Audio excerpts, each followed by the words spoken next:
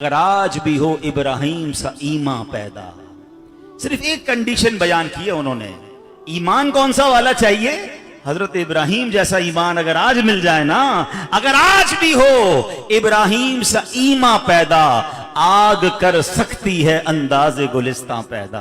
आज भी तुम्हारी आग बाग बन जाएगी। अगर आप गमों की आग में हैं, आप बीमारियों की आग में हैं, आप परेशानियों की आग में हैं, बस हजरत इब्राहिम जैसा अल्लाह पर भरोसा ले आओ, अल्लाह इसी बाग को आग बना देगा। सुभान अल्लाह, ये बात सीखने को मिली। हम बहुत सारी चीजें लॉजिक से सोचते हैं, बहुत सारी चीजें अकल से सोचते हैं। नहीं जनाब, हर फैसला अकल से नहीं होता, हर फैसला दिमाग से नहीं होता। अरे अकल तो कहती थी ए इब्राहिम आग में जाओगे तो जल जाओगे, मगर सुभान अल्लाह इश्क ने क्या फैसला किया। क्या खूबसूरत शेर कहते हैं शायर मशरिक, बेखतर कूद पड़ा आतिशे नमरूद में इश्क। ये जो छलांग लगाई गई ना, ये इश्क की तरफ से थी, अकल की तरफ से नहीं। बेखतर कूद पड़ा आतिशे नमरूद में इश्क। अकल थी महवे तमाशाए लबे बाम अभी, अकल तो अभी सोच ही रही थी, इश्क ने काम कर दिया। वो पंजाबी शायर कहते हैं ना, इश्क दे चल्ले ही नंबर ले गए, अकल मंदा एवं ही उमरा गालियां। ये इश्क वाले ही नंबर ले जाते हैं और कुछ अकल वाले सोचते ही रह जाते हैं। और आओ मैं हजरत इब्राहिम के इस वाक़े को जरा आज के जमाने के हिसाब से आपको समझा दूं। मैं अर्ज ये करना चाह रहा था, हम अपनी मुश्किलों को, अपनी परेशानियों को हम अपनी कैलकुलेशन से चेक करते हैं कि यार इतना कर्जा हो गया है, सारी जिंदगी भी कोशिश करूंगा, नौकरी कर करके भी ये कर्जा अदा नहीं होगा, हैं? इतनी बड़ी प्रॉब्लम आ गई है, कुछ भी कर लूं ये हल नहीं होगी। डॉक्टर कह देते हैं ये बंदा नहीं बचेगा, बीमारी बड़ी है। हम कहते हैं डॉक्टरों ने मना कर दिया है, अब बीमारी से नहीं निकलूंगा। घर में इतनी बड़ी लड़ाई हो गई है, अब कभी भी सुलह नहीं हो सकती। मसला ये है, अपनी प्रॉब्लम को देखकर अपने दिमाग से हम उसका नतीजा निकालते हैं, और जब नतीजे में डिजास्टर नजर आता है हम मायूसी की तरफ जाते हैं, हम डिप्रेशन की तरफ जाते हैं, और कुछ बेचारे खुदकुशी की तरफ चले जाते हैं। ऐसा कभी ना सोचना। ठीक है मुश्किल तुम्हारे लिए बड़ी है, ठीक है प्रॉब्लम तुम्हारे लिए बड़ी है, मगर याद रखना मेरे रब के लिए बड़ी नहीं है। इन्नल्लाह अला कुल्ली शैइन कदीर। प्रॉब्लम यह है हम कुरान नहीं पढ़ते। अरे एक वाकया थोड़ी है, ये रब चाहे तो इतनी बड़ी आग हजरत इब्राहिम के लिए गुलजार बन सकती है। अरे मेरा रब चाहे तो हजरत यूसुफ अलैहिस्सलाम को अंधेरे कुएं से निकालकर मिस्र का बादशाह बना सकता है। अरे वही रब है कि जो दरिया बंदों को डुबा देता है, और मेरा रब चाहे तो दरियाए नील जो है हजरत मूसा और उनके साथियों के लिए रास्ते बना देता है। और कमाल तो देखो, उनके लिए रास्ते बनाता है और पीछे आने वाले फिरौन को उसी दरिया में गरक भी फरमा देता है। भरोसा तो करो ना रब पर, हैं? हम उस रब के बंदे हैं। अकल यही कहती है कि नहीं होगा, मेरा रब चाहे तो सब मुमकिन है। तो ऐ काश हमें अल्लाह पर भरोसा नसीब हो जाए और मुश्किलों में अपने रब से हम अल्लाह की तरफ अपनी तवज्जो मजबूत रखें। दूसरा अजीम वाकया, कुर्बानियां भी कैसी दी हैं। हजरत इब्राहिम अलैहिस्सलाम की आजमाइशें देखो, 18 साल की उम्र में आग में डाल दिया गया। अब उसके बाद शादी के बाद आप दुआ कर रहे हैं, ऐ अल्लाह बेटा चाहिए। अच्छा आप हैं कौन? खलीलुल्लाह। जरा स्टेटस समझिएगा, मर्तबा समझिएगा, ठीक है? और आप दुआ कर रहे हैं या अल्लाह औलाद चाहिए। और औलाद मांगने के लिए दुआ क्या करते थे? इस्मा या ईल, इस्मा या ईल। इस्मा अरबी का लफ्ज है, इसके माना है सुन ले। ईल इब्रानी जबान का लफ्ज है, उसका माना है परवरदिगार, मेरे खुदा। माना ये बनता है ए अल्लाह मेरी सुन ले, ए अल्लाह मेरी सुन ले। अब दुआ कर रहे हैं, पता है कितने साल दुआ की है? हजरत इस्माइल कब मिले? 99 साल की उम्र में। हजरत इब्राहिम को 99 साल की उम्र में हजरत इस्माइल मिले। कितनी दुआएं की, अल्लाह के खलील होते हुए इतनी दुआएं, इतना टाइम लगा। सीखना है इससे। मैं और आप तो महीने 2 महीने में अल्लाह से नाराज हो जाते हैं। यार रमजान पूरा दुआ मांगी, मसला ही हल नहीं हुआ। इमाम साहब ने कहा था तहज्जुद की नमाज में आना, दुआ कबूल होगी। 12 दिन तहज्जुद पढ़ी, फिर भी दुआ कबूल नहीं हुई। फिर किसी ने कहा मक्के जाओ, उधर जाके दुआ मांगना, उधर मांगी, फिर कबूल नहीं। 2-4 साल के बाद तो दुआ करना ही छोड़ देते हैं और मादअल्लाह अल्लाह के बारे में अजीब अजीब बातें करना शुरू हो जाते हैं। मैं और आप हैं क्या, हमारी औकात क्या है? वो खलीलुल्लाह हैं और 99 साल की उम्र तक दुआ कर रहे हैं, जब जाके अल्लाह ने बेटा दिया। क्या सीखने को मिला? कि अल्लाह की रिजा पर राजी रहना है। एक बात समझ लो मेरे प्यारे इस्लामी भाई, हम क्यों यकीन नहीं करते कि अगर जो मांग रहा हूं नहीं मिल रहा वही मेरे लिए बेहतर है? मुझे बताएं ना, सबसे ज्यादा हमसे मोहब्बत कौन करता है? हमारी माँ, ठीक है? दुनिया में सबसे ज्यादा हमारी माँ मोहब्बत। मेरी माँ के दिल में ममता डालने वाला कौन है? मेरा रब। मेरे बाप के दिल में मेरी मोहब्बत डालने वाला कौन है? ये पता है कितना शानदार इंतजाम अल्लाह ने किया है, कभी सोचिएगा। अच्छा, सिर्फ इंसानों के नहीं, जानवरों के माँ बाप के दिल में भी अल्लाह ने मोहब्बत डाली, और ये कितनी जरूरी है। आप इमेजिन करें, जब हम पैदा होते हैं, कितना छोटा सा बच्चा होता है, ना खा सकता है, ना पी सकता है, ना हिल सकता है, कितनी जरूरत है उसको खिदमत की। आपको पता है, इंसान के बच्चे को पैदा होते ही 2 खादिम चाहिए, राइट अवे। 2 खिदमतगार चाहिए, एक पैसों से खिदमत करने वाला और एक फिजिकली खिदमत करने वाला, जो उसको साफ भी करे, उसकी मालिश भी करे, उसके पैर भी दबाए, उसकी गंदगी भी साफ करे, उसको गिजाएं भी खिलाए। अल्लाह ने ये खिदमत दे दी माँ को। कैसी खादिमा बनती है माँ, है? देखा है, रात नहीं सोती, बच्चे को सुला रही है, उठ जाए फिर उठ जाती है, कभी पैर दबा रही है, कभी मालिश कर रही है, कभी एक्सरसाइज करवा रही है, कभी दूध पिला रही है, गंदगी हो रही है तो साफ कर रही है, ढिन नहीं खा रही है। और एक बंदा, एक और खादिम चाहिए जो उसके तमाम खर्चे उठाए। अल्लाह ने ये मोहब्बत बाप के दिल में डाल दी। वो अपने पैसे काट काट कर, छोटी सी तनख्वाह होती है मगर उसमें भी बच्चों का दूध का डब्बा लेके जा रहा होता है। डॉक्टर कहता है ये वाला इंजेक्शन लगाओ, वो वाला इंजेक्शन लगा रहा है। आप जरा सोचिए, अगर माँ बाप के दिल में ये मोहब्बत ना होती और पैदा होते ही मुझे और आपको छोड़ दिया जाता, हम तो सिसक सिसक के मर जाते। ये अल्लाह ने इंतजाम किया, ये हर जानवर के लिए भी इंतजाम है। आप देखिए, बच्चा पैदा होते ही माँ को उस जानवर के बच्चे की फिक्र हो जाएगी। अल्लाह अकबर, क्या मेरे रब की शान है। ऐसी मोहब्बत डाल दी कि वो बच्चे को अपने से ज्यादा प्यार करने लग जाते हैं। अब जरा बताओ, जिस रब ने मेरे माँ बाप के दिल में इतनी मोहब्बत डाली, वो हमसे कितनी मोहब्बत फरमाता है। और अगर दुआ कबूल नहीं कर रहा है और मैं जो मांग रहा हूं वो नहीं मिल रहा है, इससे क्या यकीन होना चाहिए कि यही मेरे लिए बेहतर होगा। आपको पता है, उलमा ने ये डिबेट की है, ये लिखा किताबों में, किसी का गरीब रहना उसके लिए अच्छा है, किसी का अमीर होना उसके लिए अच्छा है, किसी का सेहतमंद होना उसके लिए अच्छा है, किसी का बीमार रहना उसके लिए अच्छा है। इस गरीब को पैसे मिल जाएंगे, कहीं इस पैसों से इसका ईमान बर्बाद ना हो रहा हो, इसलिए अल्लाह ने उसको गरीब रखा। और किसी अमीर को गरीब इसलिए नहीं बनाया कि अगर गरीब बनाता तो ये गुर्बत की वजह से कहीं कुफ्र ना कर लेता। ये अल्लाह बेहतर जानता, ये उसके फैसले हैं। हम बंदे हैं, हमारा काम उस पर यकीन रखना है। मैंने कई बार अपने बयानात में ये मिसाल दिया कि एक बार फिर दे देता हूं, शायद किसी को तसल्ली मिल जाए। बाज़ औक़ात लोग बड़े परेशान होते हैं, दुआएं मांग रहे होते हैं, मसला हल नहीं हो रहा होता। तो मैं एक मिसाल के जरिए समझा देता हूं। अब उसकी मिसाल क्या है?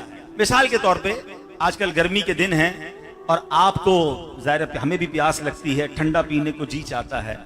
घर में किसी की तबीयत बच्चे की खराब हो जाए, अल्लाह ना करे बुखार हो जाए या उसको जनाब खांसी हो जाए, फ्लू हो जाए, और वो बच्चा रोने लगे आपके सामने कि अब्बू जी मुझे आइसक्रीम खानी है, मैंने ठंडा शरबत पीना है, गला उसका खराब है, बुखार उसे हुआ है, मुझे सही बताओ आप उसे शरबत पिलाएंगे? जवाब दीजिए। जालिम अब्बू जान है, आपका बच्चा रो रहा है, उसको आइसक्रीम खिला दो यार, रो रहा है शरबत पिला दो। तो आप क्या जवाब देते हैं? मैं वालिद हूं, मुझे पता है इसको कब क्या देना है, अभी दूंगा, बेशक रोने दो इसको, अगर दे दूंगा तो और बीमार हो जाएगा। यही जवाब दोगे ना? आप जरा दिल के कानों से मेरा जवाब सुनना, ये जुमला सुनना। आप वालिद हैं, आपको पता है अपने बच्चे को कब क्या देना है, मेरे खालिक को नहीं पता मुझे कब क्या देना है? मैं रो रहा हूं वो नहीं दे रहा, मैं गिड़गिड़ा रहा हूं वो नहीं दे रहा, मैं तड़प रहा हूं वो नहीं दे रहा।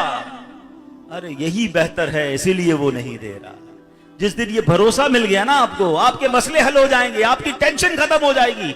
हजरत इब्राहिम 99 साल तक दुआएं करते रहे, अब बेटा दिया गया। अभी तो बच्चा दूध पीता है। मुझे एक बात बताएं, किसी के घर पे 10-15 साल के बाद औलाद पैदा हो दुआएं कर करके, तो कितना प्यार करते हैं उस बच्चे को। उसके तो कोया पैर जमीन पर नहीं आने देते। नहीं भाई, बड़ी नाजों से, बड़ी मन्नतों से मिला है, ये बच्चे को कुछ नहीं होना चाहिए। 99 साल की दुआओं के बाद मिला। अच्छा, आपने उसका नाम भी इस्माइल रख दिया, क्योंकि मांगते यही थे, इस्मा या ईल, नाम ही इस्माइल रख दिया कि इन्हीं दुआओं से मिला है भाई है।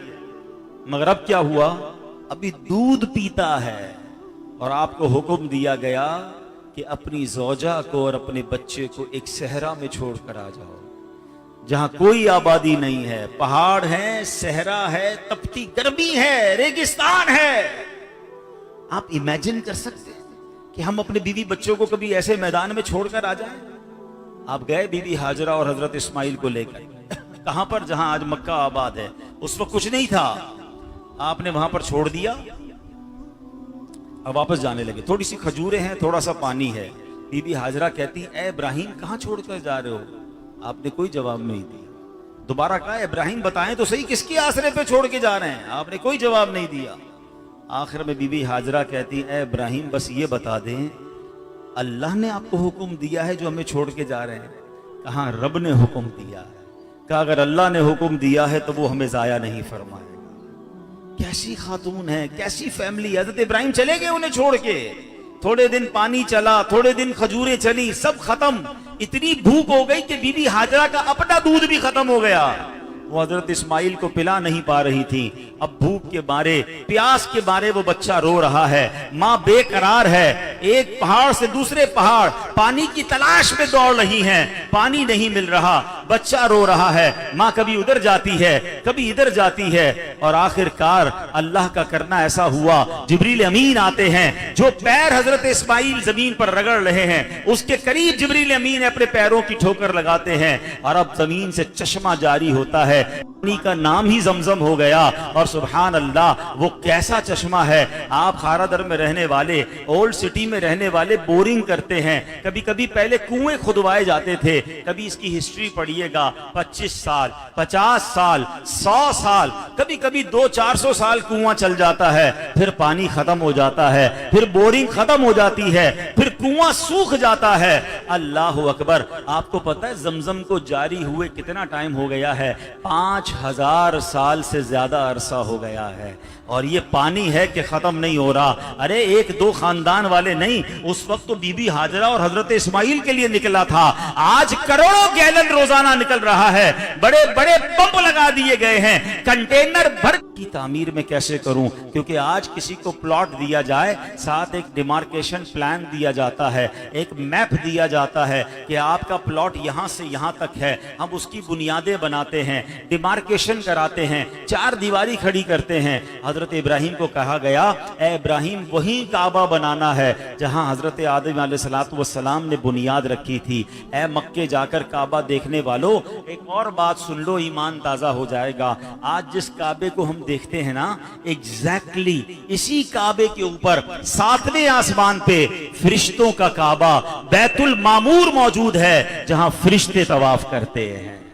ये इतनी कमाल की डायमेंशन है। तो उसी जगह पर काबा बनाना था। हजरत आदम ने काबे की तामीर की थी जब तूफान नू आया था, तो अब काबे की कोई बुनियाद बाकी नहीं थी, कोई निशान बाकी नहीं था। हजरत इब्राहिम से कहा गया काबे की तामीर करो। अब आपने कहा, या अल्लाह कहां से कहां तक तामीर करूं? अब एक बादल भेजा गया और फरमाया गया कि इस बादल जहां जाके खड़ा हो जाए, इसके साए में जो डायमेंशन है, इसमें आपने काबे की तामीर करनी है।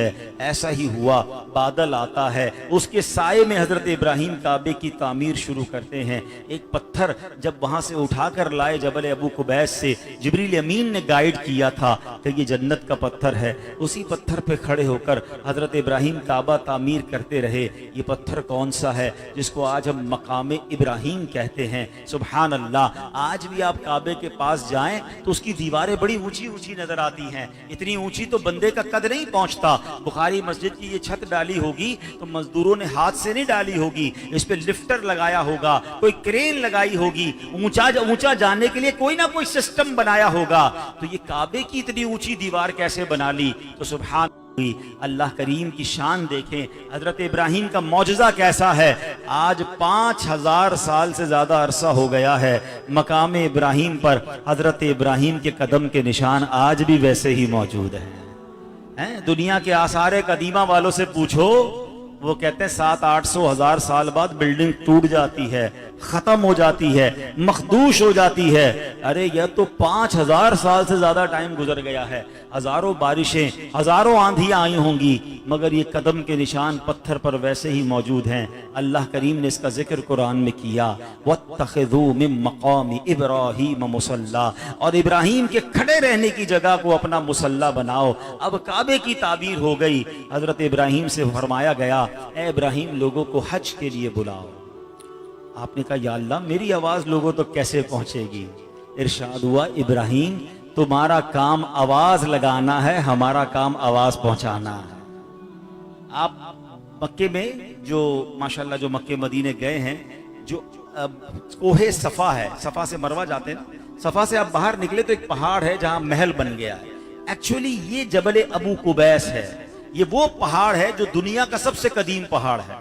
इसी पहाड़ पर हजर अस्वद था, इसी पहाड़ पर जिब्रील अमीन मकाम इब्राहिम रखकर आए थे जब तूफान नू आया था।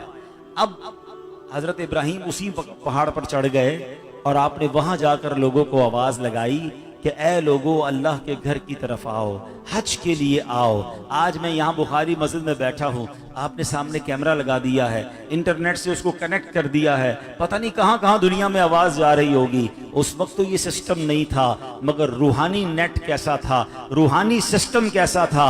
हजरत इब्राहिम की उस आवाज लगाने की देर थी, वो आवाज दुनिया भर में ट्रांसमिट कर दी गई।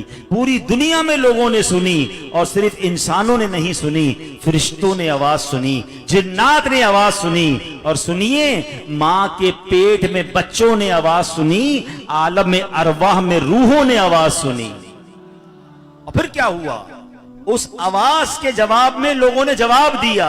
उस वक्त लब्बैक पढ़ी गई, लब्बैक अल्लाहुम्मा लब्बैक, लब्बैक ला शरीक लक लब्बैक, इन्नल हम्दा वन निअमता लक वल मुल्क ला शरीक लक। अब क्या हुआ? मुफस्सिरीन कहते हैं उस वक्त, आज से कमोबेश 5000 साल पहले, हजरत इब्राहिम की उस निदा पर, उस सदा पर, जिसने एक बार लब्बैक कहा था वो एक बार हज करेगा, जिसने 2 बार लब्बैक कहा वो 2 बार हज करेगा, जिसने जितनी बार लब्बैक कहा वो उतनी बार हज करेगा। ए हाजियों, तुम्हें मुबारक हो जिन्होंने हज किया है कि हजारों साल पहले आपकी रूह ने हजरत इब्राहिम की आवाज पर लब्बैक कहा था, इसलिए अल्लाह ने आपको हज नसीब फरमाया। ऐसी शख्सियत है हजरत इब्राहिम। कैसी कुर्बानी कि अपने बेटे को और अपनी जोजा को वहां छोड़ा है। अब आओ, ये बेटा अब 7 साल का होता है। ये बेटा अब 7 साल, और एक रिवायत के मुताबिक 13 साल, कितनी छोटी उम्र है।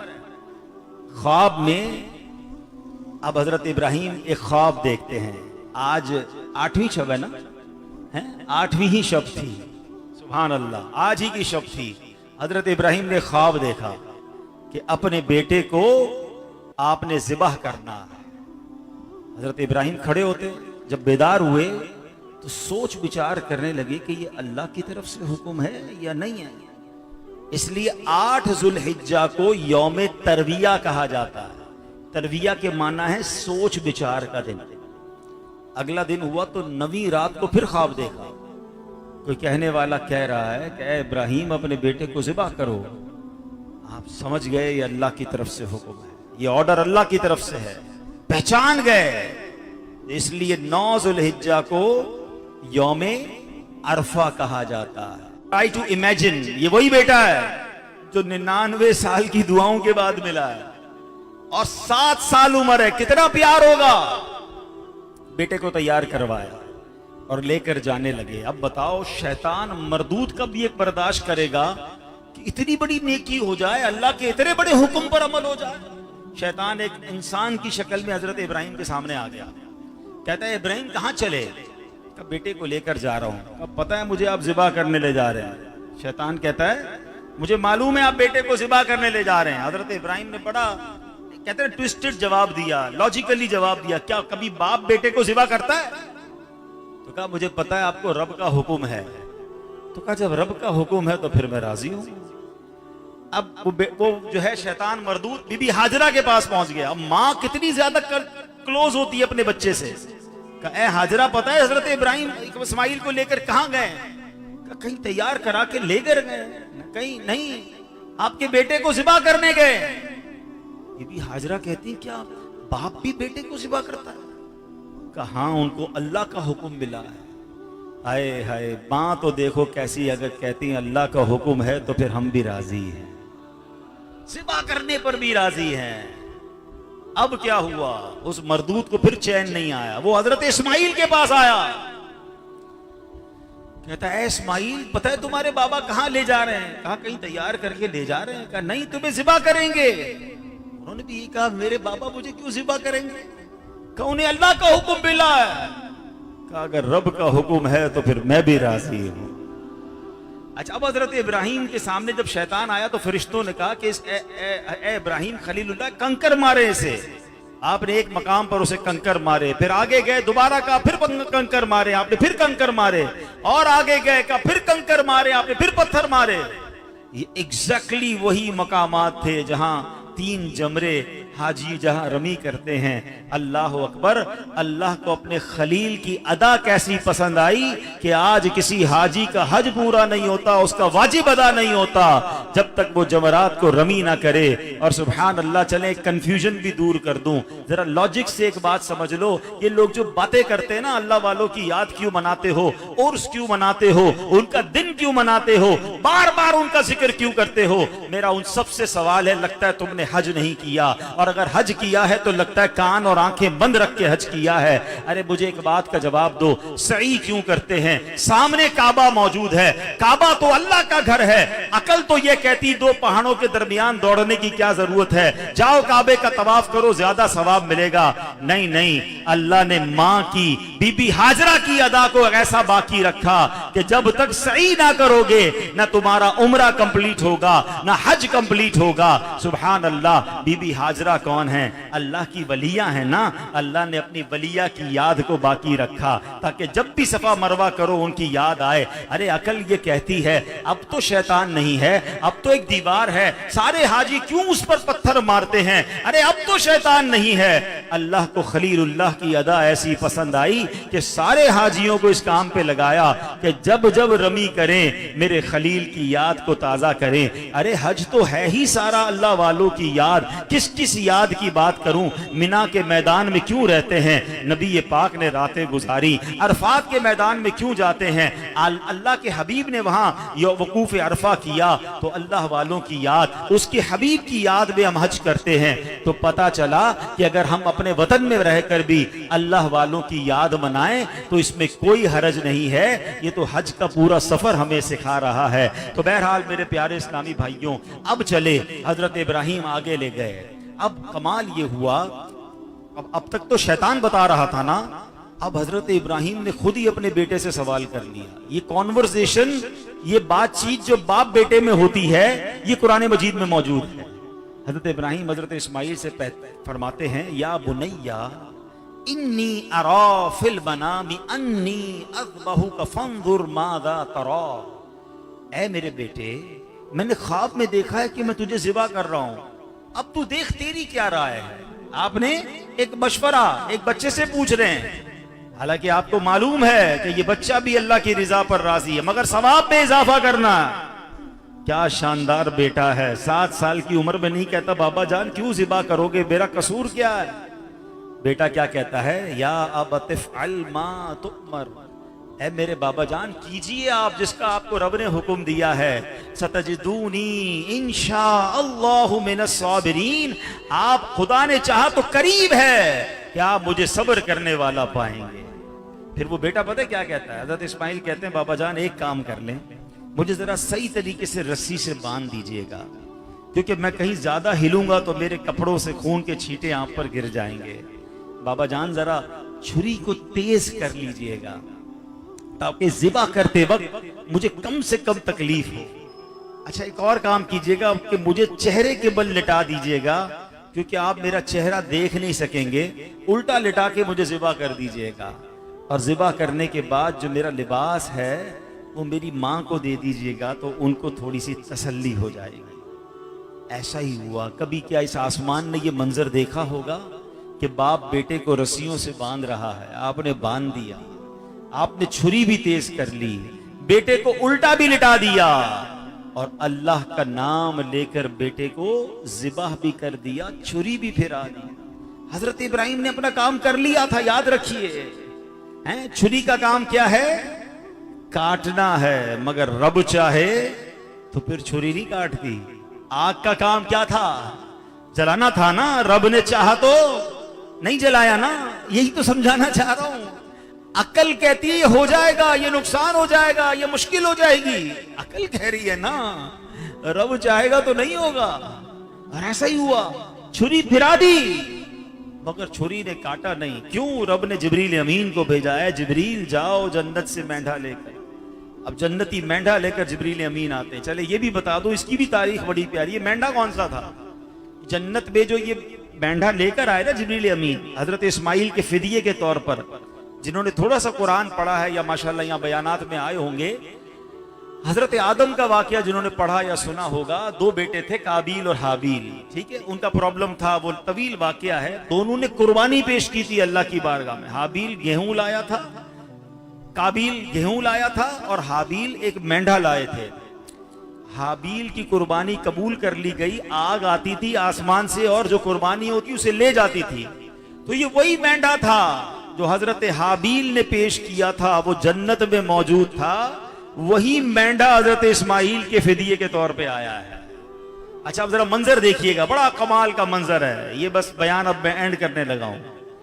हजरत इस्माइल रस्सियों से बंधे हुए, उल्टा लिटाए हुआ है, छुरी हाथ में है और आप वालिद साहब ऊपर झुके हुए हैं। जिब्रील अमीन आसमान से आ रहे हैं और आवाज लगा रहे हैं अल्लाहु अकबर, अल्लाहु अकबर। हजरत इब्राहिम ने ऊपर देखा, जिब्रील अमीन आसमान से मेंढा लेकर आ रहे हैं। आप समझ गए मेरी आजमाइश का वक्त पूरा हो गया है। आपने क्या कहा? अल्लाहु ला इलाहा इल्लल्लाहु अल्लाहु अकबर। हजरत इस्माइल जो नीचे लेटे हुए थे वो समझ गए कि लगता है आजमाइश और इम्तिहान पूरा हो गया। कहते हैं अल्लाहु अकबर वलिल्लाहिल हम्द। ऐ मेरे प्यारे इस्लाम भाई जरा गौर कीजिए, ये कमाल की तस्बीह है जो आप और मैं तकबीर पढ़ते हैं ईद के दिनों में। हम तो ऐसे ही चलते चलते पढ़ लेते हैं। जरा सिनेरियो समझिएगा और इस तस्बीह की अहमियत समझिए कि पहले अल्फाज निकले हैं हजरत जिब्राइल की जबान से, दरमियान के अल्फाज निकले हैं हजरत इब्राहिम की आवाज से, उनकी जबान मुबारक से, और आखिरी अल्फाज निकले हैं हजरत इस्माइल की जबान से। अरे इससे मुबारक तस्बीह कौन सी होगी? और किस हालत में ये पढ़ी गई है, कितने बड़े इम्तिहान से सुरखरू होकर पढ़ी गई है। अल्लाह उस मुबारक तस्बीह की बरकत से हमारी तकबीरात को कबूल फरमाए। अब इस तसव्वुर में डूबकर सब मिलकर आवाज़ बुलंद पढ़ें अल्लाहु अकबर, अल्लाहु अकबर, ला इलाहा इल्लल्लाह, वल्लाहु अकबर, अल्लाहु अकबर, वलिल्लाहिल हम्द। अल्लाहु अकबर, अल्लाहु अकबर, ला इलाहा इल्लल्लाह, वल्लाहु अकबर, अल्लाहु अकबर, वलिल्लाहिल हम्द। मिलकर अल्लाहु अकबर, अल्लाह, ला इलाहा इल्लल्लाह, वल्लाहु अकबर, अल्लाहु अकबर। हाय हाय हाय, ये थी कुर्बानी। सोचो तो सही, मुझे और आपको कभी एक बार कह दिया जाए कि कम से कम जिंदगी में एक बार अपना अपना एक एक बच्चा ज़िबा करना है, क्या बनता हमारा? कितनी आसानी है हम पर, पैसे हैं, निसाब है तो कुर्बानी। गरीब पर तो कुर्बानी भी नहीं है, साहिब निसाब पर कुर्बानी है ना। जिसके पास हाजत असलिया के अलावा अपने कर्जे वगैरह निकाल कर 52.5 तोला चांदी या उसके मुसावी रकम है, चले ये भी समझ लो 1,47,000 आज का निसाब पता चला, जिसके पास 1,47,000 रुपए हो या उसका इतना सामान हो जो उसकी जरूरत के अलावा हो, या सोना हो या चांदी हो या कैश हो, तो अब इतनी उसके पास मालियत है तो अब उस पर कुर्बानी वाजिब है, वरना तो नहीं है। अगर इतनी है तो फिर करें। अच्छा, इतनी पैसे हैं मगर अभी हाथ में नहीं है, तो फिर तो कर्जा लेकर भी करनी होगी, ठीक है। आप पर साहिब निसाब आप हैं तो सिर्फ आप पर ही कुर्बानी है, सब बच्चों की नहीं है। हाँ, अगर आपको अल्लाह ने ज्यादा दिया तो फिर आप बच्चों की भी करें, घर वालों की भी करें, अच्छी बात है। जिनको अल्लाह ने नवाजा है वो नाबालिग बच्चों की भी करें। लेकिन कितना आसानी है, कुर्बानी करो, ज़िबाह करो, गोश्त बांटो और खुद भी खा जाओ। हमें तो पता ही नहीं कि वो कितनी बड़ी आजमाइश थी, वो कितनी बड़ी कुर्बानी थी। हमने तो आजकल कुर्बानी को फेस्टिवल बनाया हुआ है, लोग जानवर लेकर घूम रहे हैं, बच्चे घूम रहे हैं, पिक्चर्स, वीडियोस, बारबेक्यू पार्टी की तैयारियां, सब प्लान है। डीप फ्रीजर सुना रेट बढ़ जाते हैं, कोयले और पता नहीं क्या क्या चीजें बढ़ गई होंगी, हंटर बीफ वाले तैयार बैठे होंगे, कसाब छुरियां तेज कर रहे होंगे, एवरीबडी इज रेडी। मगर किसी को याद है ये किसकी याद है, ये हुआ क्या था, ये वाकया क्या था, ये कुर्बानी कितनी बड़ी थी। खुदारा खुद भी सुने, अपने बच्चों को भी सुनाएं, ताकि हजरत इब्राहिम, हजरत इस्माइल और फिर सबसे बढ़कर अल्लाह के हुक्म से मोहब्बत बढ़े। इस्लाम ऐसे नहीं फैला है।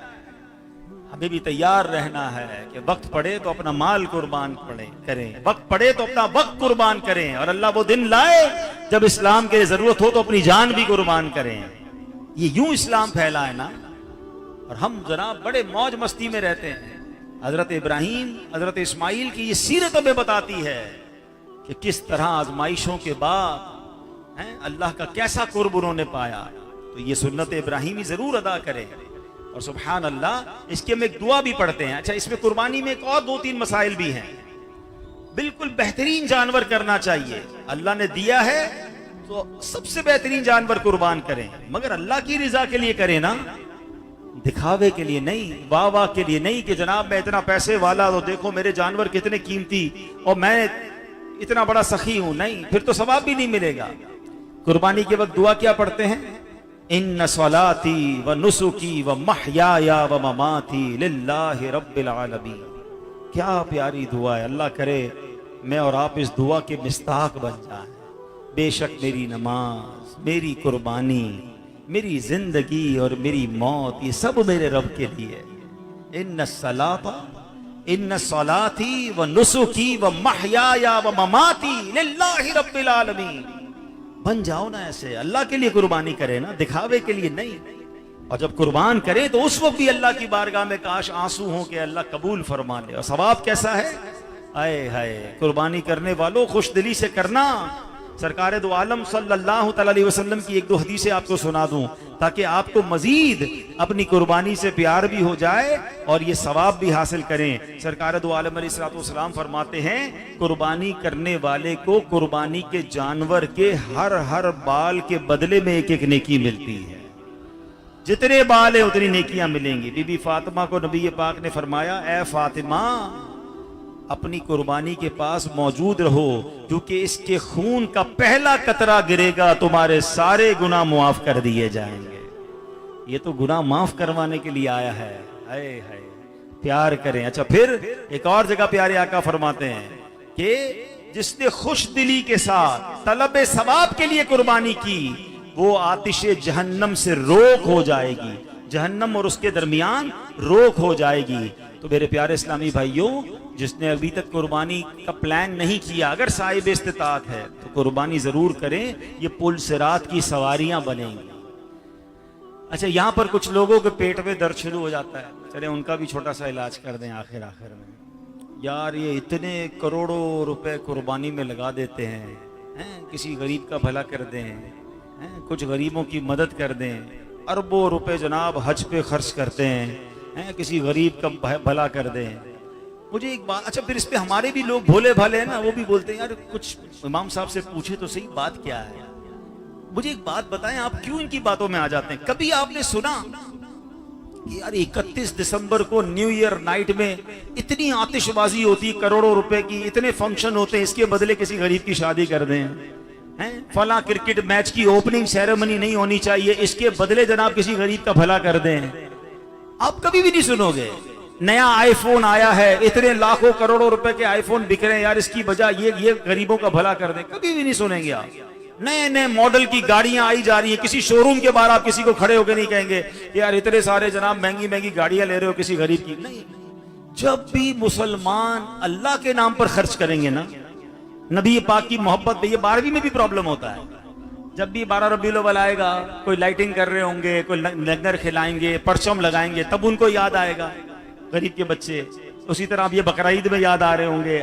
इनको पेट में दर्द इस्लाम से है, गरीबों की मोहब्बत नहीं है, वरना हर जगह बोलते ना, कोई नहीं कहेगा आपको। इतने त्योहार, इतने फेस्टिवल, पता नहीं कौन कौन से डे मनाए जा रहे हैं, लेकिन उस पे किसी की जबान पर नहीं आएगा। चलो इनका मैं थोड़ा सा यूं भी समझा दूं आपको। चल सिर्फ कुर्बानी की बात करते हैं, कुर्बानी की बजाय किसी गरीब का भला कर दो, हैं? अरे आपको लगता है फिर पता ही नहीं है कुर्बानी से कितने गरीबों का भला होता है। जिनने थोड़ा सा इकोनॉमी पढ़ी है ना, बिजनेस, माशाल्लाह खारा दर तो है ही बिजनेसमैन का एरिया, सारी हम भी यही कारोबार कर करके बड़े हुए हैं। बिजनेस की फॉर्मूला क्या है, बिजनेस इकोनॉमी क्या कहती है? अमीर की जेब से पैसा निकले और गरीब की जेब में जाए, या लोगों की जेबों से पैसा निकले और मार्केट में फ्लो करे, ये ग्रोथ को बढ़ाता है, ये बिजनेस इकोनॉमी को बूस्ट देता है। आपको अंदाजा है कितने पैसे खर्च होते हैं कुर्बानी पर? खरबों रुपए की कुर्बानी होती है अल्हम्दुलिल्लाह पाकिस्तान में। ये पैसे किधर जाते हैं? कुर्बानी किस पर वाजिब है? अमीर पर वाजिब है ना, साहिब निसाब, उनकी जेब से निकला, गया किसके पास? ये जितने जानवर वाले लोग हैं बेचारे, ये गांव से आते हैं 90%, ये गांव गोठों के रहने वाले सारा साल जानवर पालते हैं, इन सब को ये पैसे मिलते हैं। अच्छा सिर्फ उनको नहीं मिलते, उसके बाद ये जानवर मंडी में आते हैं, मंडी में चारे वालों का कारोबार शुरू हो जाता है, इनके कारोबार शुरू हो जाते हैं, फिर ट्रांसपोर्टेशन, कितने ट्रक वाले, कितने सुजुकी वाले, उनका कारोबार शुरू हो जाता है। जब ये जानवर हमारे मोहल्ले में आते हैं तो मोहल्ले में जो हमारे चौकीदार होते हैं, जो पालने वाले होते हैं, उनका काम शुरू हो जाता है, चारे बिक्रे होते हैं। अच्छा उसके बाद जब कुर्बानी होती है तो हजारों लाखों कसाई, उनके साथ हेल्पर, सबकी जनाब दिहाड़ी लगती है, सब पैसे कमाते हैं। उसके बाद आगे चलें, जब ये गोश्त कट जाता है तो फिर बारबेक्यू बनाने वालों का काम शुरू हो जाता है, फिर कबाब वालों का काम शुरू हो जाता है, कोयले बिक रहे हैं, मिट्टी का तेल बिक रहा है। और आगे चलें, जब ये चमड़ा ये मार्केट में जाता है तो लेदर फैक्ट्रियां चलना शुरू हो जाती है, उसके कारखाने चलना शुरू हो जाते हैं। अरे आप शुरू तो करो, ये पैसा कितने लोगों को रोजगार दे रहा है। एक सुन्नत इब्राहिमी पे मुसलमान अमल करते हैं और लाखों करोड़ों मुसलमानों का फायदा होना शुरू हो जाता है। कहते गरीबों की मदद करो, कुर्बानी करो, गरीबों की मदद हो रही है। एक और तहकीक मैंने पढ़ी कि 4 करोड़ पाकिस्तानी बकरा ईद में वो होते हैं कि जो पूरे साल में गोश्त नहीं खा सकते। 4 करोड़ पाकिस्तानी वो होते हैं जिनको गोश्त उनके घरों तक पहुंच जाता है। कितनी बड़ी खिदमत है। आप इस्लाम से मोहब्बत करें ना। और मेरी एक और बात आज सुन लीजिएगा, हदीस पाक का मजमून है कि अल्लाह के नजदीक यौमुन नहर 10 जुल्हिज्जा जानवर का खून बहाने से ज्यादा अफजल कोई काम नहीं है। मैं किसी भी गरीब की मदद करूं, किस लिए करूंगा भाई? अल्लाह की रिजा के लिए करूंगा ना, सवाब के लिए करूंगा। जब रब फरमा रहा है, उसके हबीब फरमा रहे हैं कि सबसे अफजल काम अल्लाह के नजदीक खून बहाना है, तो मैं अपनी अकल से फैसला करूंगा या शरीयत का फैसला करूंगा? मुझे सवाब चाहिए, अल्लाह की रिजा चाहिए। अभी तो सुना हजरत इब्राहिम को आग में डाला जाना मंजूर था, अकल नहीं दौड़ाई थी। मगर आज इस्लामी आकाम में लोग अकल दौड़ा रहे हैं कि ये क्यों है तो वो क्यों है, तो ये हुक्म किस लिए है। वो अल्लाह के बंदों, हम बंदे हैं, हमारा काम लब्बैक कहना है, हमारा काम मानना है। तो जब भी शरीयत का हुक्म आए, हमें अकल से नहीं इश्क से और दिल से फैसला करना है। और जब शरीयत का हुक्म आ जाए तो उस पर लब्बैक कहना है। फिर देखें इंशाअल्लाह आप पर कैसे रहमो करम के दरवाजे खुलते हैं। तो कुर्बानी कीजिए, खुश दिली से कीजिए। और अल्लाह की रहमत से हर इस्लामी त्यौहार में लाखों करोड़ों गरीब मुसलमानों का फायदा होता है।